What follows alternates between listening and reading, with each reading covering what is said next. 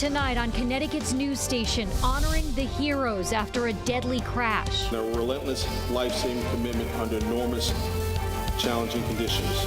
We'll show you the tribute to the men who helped in a fiery crash on Connecticut's largest bridge. Also, a tragic loss, how a Connecticut shelter is remembering the life of its director. Briefly cooler temperatures tomorrow, but they won't last. Your full forecast coming up. And Connecticut's housing crisis. Lack of affordable housing actually has been an issue for a long, long time. In a special report, how state leaders are trying to make buying a home more affordable.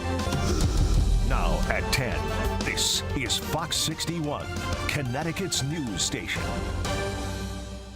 And first on Fox 61, 2 men honored in New London after last month's deadly and fiery crash on the Gold Star Bridge. Good evening, I'm Jen Bernstein. And I'm Ben Goldman. Thanks for joining us here tonight. Lieutenant Cornelius Rogers and Brandon Bilo were 2 of the people who saved lives that day.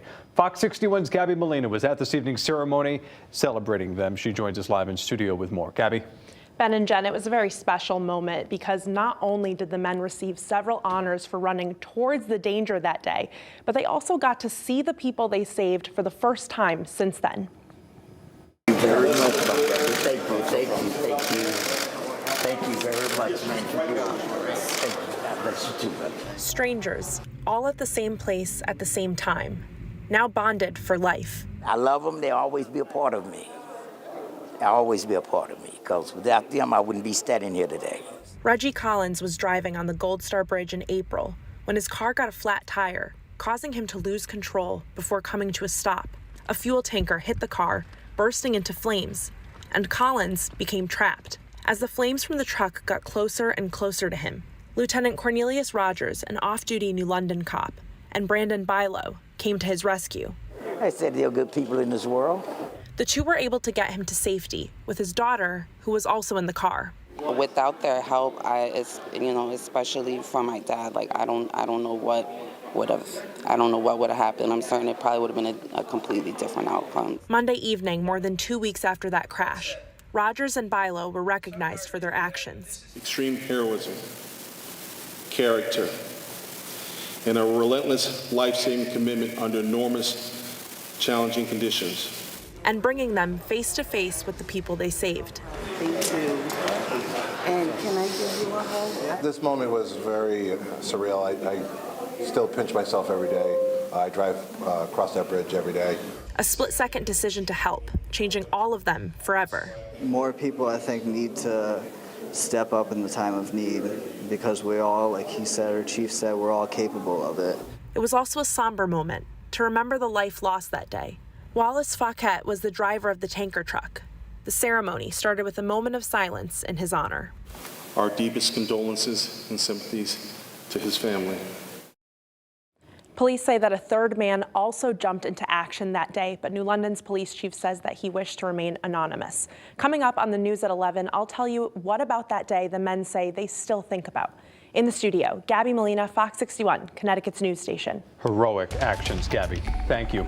Let's move along to the weather watch tonight. The warm, sunny weather that we've all been waiting for has finally arrived. And we've got a great week ahead. We want to check in with Chief Meteorologist Rachel Frank. Rach. Yeah, last week at this time, we were telling you, okay, each and every day this week will be cooler than average and we'll have some rain. But it's the opposite this week. Mostly above average temperatures and mostly dry. And I think we deserve it at this point. Here's a look at today's high temperatures. We made it into the mid to upper 70s, but tomorrow will be about 10 degrees cooler across the state. We're looking at highs that are going to be very similar to the current temperature right now. It will be only briefly cooler tomorrow, though, because temperatures will only rebound for the rest of the week. Low temperatures tonight falling back into the 40s to right around 50 degrees. And as we head through the day tomorrow, here are those briefly cooler temperatures. Not that it'll be cold tomorrow. It's going to be a really nice day. We'll see partly cloudy skies. Temperatures, instead of being in the upper 70s along the shoreline, we're thinking upper 60s from New Haven over through Guilford. Some other temperatures across the state, 67 in Windham and Colchester, 67 in Lyme.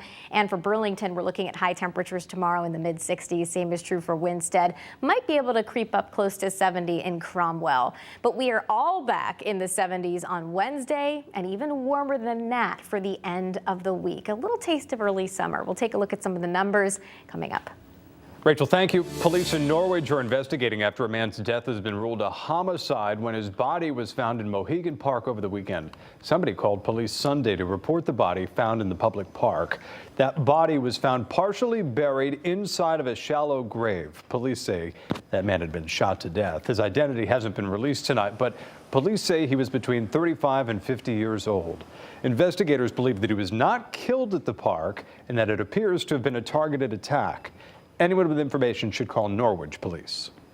New at 10, a Fox 61 follow-up. People in Tolland and Vernon are mourning the death of a shelter director. 64-year-old Brian Flint was one of two people killed in a crash yesterday. Fox 61's DeAndrea Turner joins us live in Vernon tonight to tell us how Flint is being remembered. DeAndrea. Well, Flint, he truly made a difference in this community. He worked right here at this community center for a number of years. And the director here, she told me that they've received hundreds of calls today just honoring his life. And she says that he is truly going to be missed. Every car that pulls up, we expect that it's him. Brian Flint usually walks into this yellow building every morning ready to start the day. A person his co-workers looked forward to seeing. When he walked in the room, the energy level just went up. And it's been so quiet here today because he hasn't been here. Flint died in a double fatal car crash in Tolland on Sunday when the car he was driving collided with another on Route 195. He was the most generous man of his time. Known for his kindness, he worked as the deputy director at the Cornerstone Foundation in Vernon, a nonprofit that helped disadvantaged people. He never met a person who was struggling that he didn't want to help. But more than his advocacy work, he brought magic into people's lives. Literally and figuratively. He was a magician, a family man, and well known in the community. So everybody knew him, and everybody knew he had a huge heart and that he would help anybody he could. Again, that's a man who has amassed a legacy, and he didn't do it to build a legacy. That's just what happened.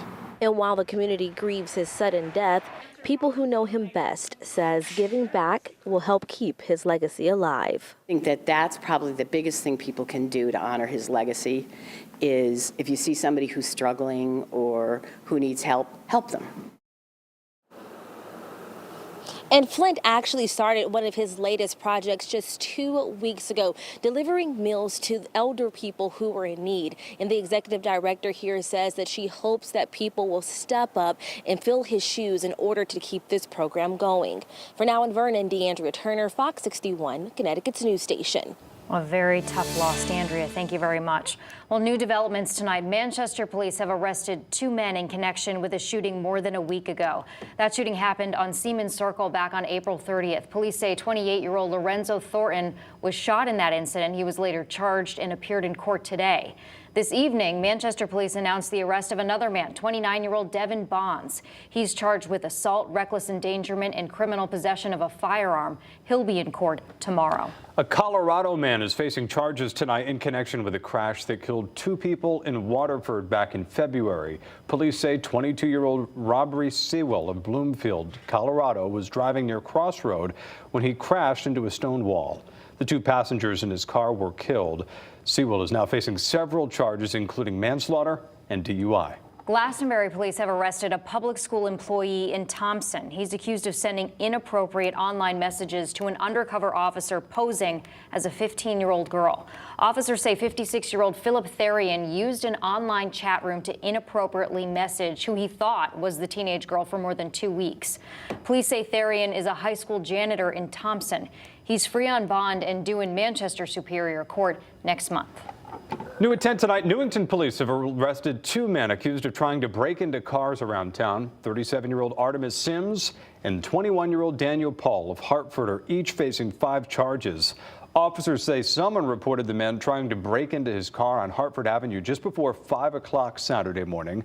Sims and Paul are being held on $20,000 bond. An update tonight on a story that we've brought you previously. North Haven police have arrested a man accused of stealing lacrosse equipment from the high school.